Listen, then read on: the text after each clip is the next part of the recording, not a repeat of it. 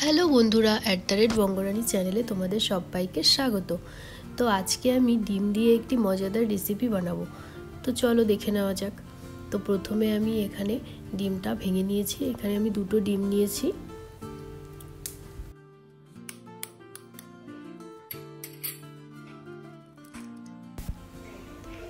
এতে দিয়ে দেব পেঁয়াজ কুচি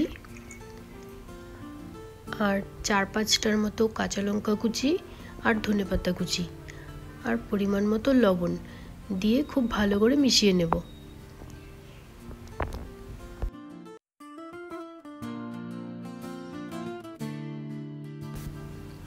তারপর কড়াইতে তেল দিয়ে তেলটা গরম হয়ে গেলে ডিমটা ঢেলে দেব।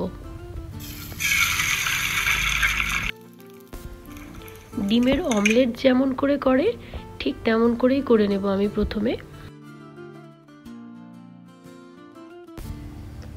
দুদিকটা এমন লম্বা করে ভাঁজ করে দেব।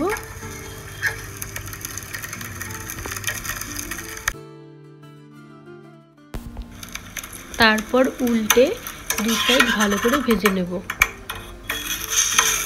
ঠিক অমলেট যেমন করে ভাজে ঠিক তেমন করেই। এখন আমি এমন লম্বা লম্বা করে কেটে নেব।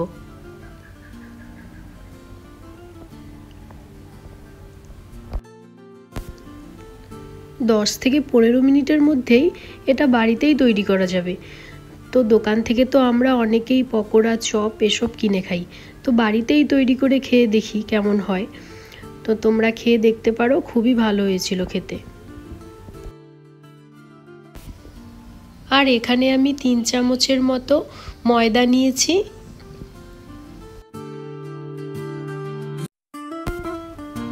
আর 3 চামচের মতো বেসন নিয়েছি।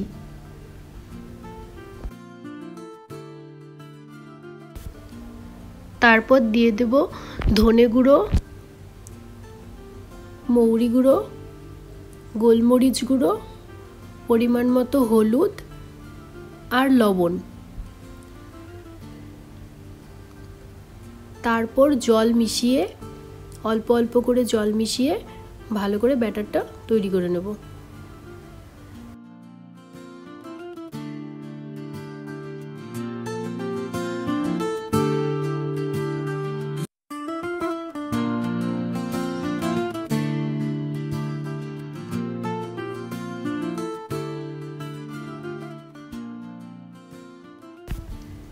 ব্যাটারটা আমার তৈরি হয়ে গেছে।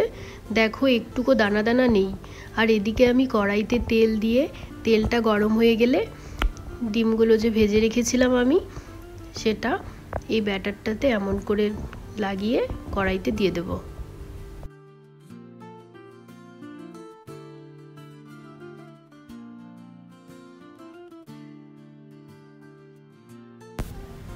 একটা সাইড 5-6 মিনিট করে ভেজে আরেক দিকটা উল্টে দেব।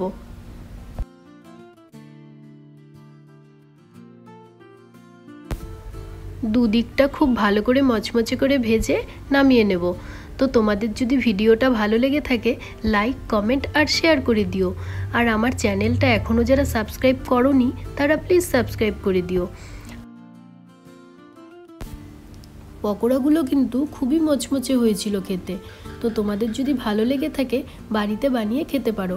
তো আজকের মতো টাটা, দেখা হবে নেক্সট ব্লগে।